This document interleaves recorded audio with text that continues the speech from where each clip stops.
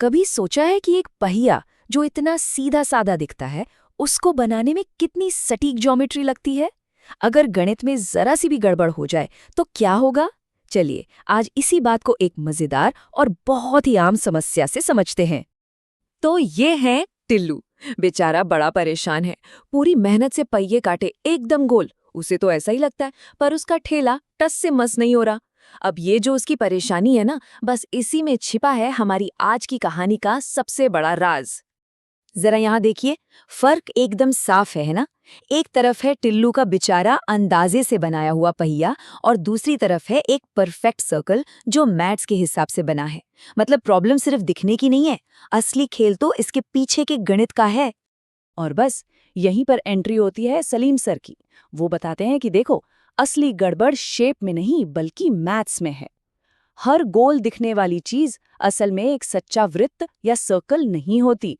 तो फिर सवाल यह है कि एक वृत्त आखिर होता क्या है? अच्छा, तो मैथ्स में ना सर्कल की एक बहुत ही सटीक, बहुत ही खास परिभाषा है। ये बस कोई भी गोल शेप नहीं है। इसकी खासियत ये है कि इसके किनारे का हर एक पॉइंट इसके सेंटर से बिल्कुल बराबर दूरी पर होता है। जरा सा भी कम या ज्यादा नहीं। और बस यही सटीकता है जो एक पहिए को सच में गोल मतलब परफेक्ट बनाती है। और जानते हैं, केंद्र से किनारे तक की ये जो फिक्स्ड दूरी है, इसे क्या कहते हैं? इसे कहते हैं त्रिज्या या रेडियस। इसे समझने का सबसे अच्छा तरीका है साइकिल का पहिया। सोचिए, ये पहिए की तीली की तरह है। अगर हर तीली बराबर लंबाई की होगी तभी तो पहिया सही घूमेगा।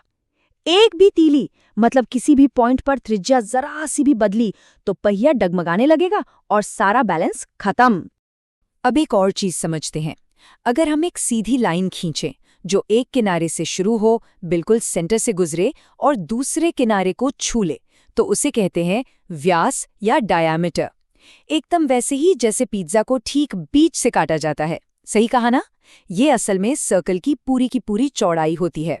तो यहां से हमें मिलता है हमारा पहला और सबसे जरूरी फॉर्मूला। ध्यान से देखिए, व्यास हमेशा त्रिज्या का डबल होता है, हमेशा। ये छोटा सा सिंपल सा नियम d equals to 2r circle से जुड़े ढेरों कैलकुलेशंस का बेस है। इसे तो एकदम गांठ बांध लेना है।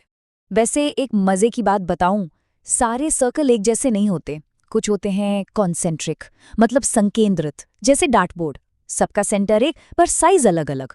और कुछ ऐसे भी होते हैं जो एक दूसरे को काटते हैं। खैर, टिल्लू की प्रॉब्लम को सुलझाने के लिए हमें बस एक अकेले परफेक्ट सर्कल पर ही फोकस करना है। ठीक है, तो रेडियस और डायमीटर को तो हम स्केल से नाप सकते हैं, सीधा सीधा काम है। पर टिल्लू की असली मुश्किल क्या थी? पहिए की बाहरी घुमावदार बाउंड्री, जिसे हम कहते हैं परिधि। अब इसे सीधे स्केल से कोई कैसे नापेगा? नामुमकिन है ना? बस यहीं पर मैथ्स का एक बहुत बड़ा सीक्रेट सामने आता है। इस एक सवाल का जवाब हजारों साल पहले बड़े बड़े गणितज्ञों ने खोज निकाला था। उन्होंने एक ऐसे रहस्यमय, एक ऐसे जादुई नंबर को ढूंढा जो दुनिया के हर सर्कल में छिपा होता है, चाहे वो सर्कल एक सिक्के जितना छोटा हो या फिर हमारी धरती जितना बड़ा। और इस जादुई नंबर को हम सब जानते हैं पाए के नाम से, जिसका सिंबल होता है पाए। अब पाए एक कांस्टेंट है। कांस्टेंट मतलब एक ऐसी वैल्यू जो कभी नहीं बदलती।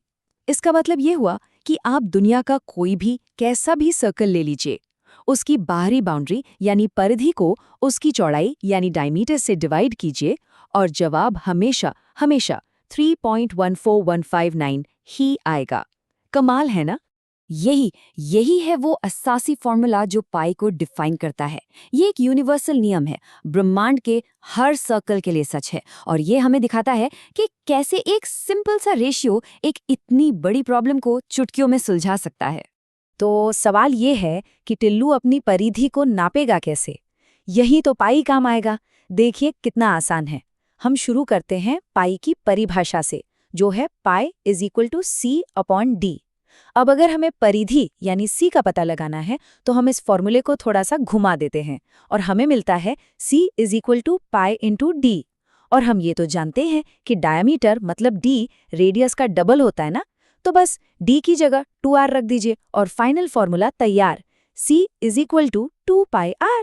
बस इसी एक फॉर्मूले से टिल्लू अपने पहिए की एकदम सटीक लंबाई नाप सकता है। और सुनिए, पाई का कमाल सिर्फ बाहरी बाउंड्री नापने तक ही खत्म नहीं होता। अरे नहीं, अगर हमें ये पता करना हो कि सर्कल के अंदर कुल कितनी जगह है, मतलब उसका एरिया, तो वहां भी पाई हमारी मदद करता है। इसका फॉर्मूला है area is equal to pi r square. ये फॉर्मूला इंजीनियरिंग से लेकर डिजाइनिंग तक न जाने कहाँ कहाँ काम आता है। और ये देखिए, नतीजा सामने है। टिल्लू ने इन फॉर्मूलों का इस्तेमाल किया, एक परफेक्ट मैथ्स के हिसाब से सटीक पहिया बनाया, और उसका ठेला, अरे वाह, मक्खन की तरह चल रहा है। उसका दोस्त बिल्लू तो इसे जादू कह रहा है, पर हम और आप जानते हैं कि ये क्या है। ये जादू नहीं है, ये मैथ्स की फॉर्मूलों की ताकत है। यही तो इस पूरी बातचीत का निचोड़ है। गणित कोई हवा हवाई चीज नहीं है, ये असल दुनिया की मुश्किलों को सुलझाने का एक जबरदस्त टूल है। फॉर्मूलों को समझना हमें अंदाजे से निकालकर सटीकता की दुनिया में ले जाता है। तो चलिए, अब एक छोटा सा चैलेंज आप सबके लिए। जो फॉर्मूला अभी अभी हमने सीखा, C=2πr, उसी का इस्तेमाल करना है। सवाल ये है, अगर एक पहिए का रेडियस 7 सेंटीमीटर है, तो उसकी परिधि क्या होगी? सोचिए, मतलब एक चक्कर में वो पहिया कितनी दूर जाएगा, इसका जवाब निकालिए। और ये भी सोचिएगा कि ये छोटी सी जानकारी रोजमर्रा की जिंदगी में और कहाँ-कहाँ काम आ सकती है।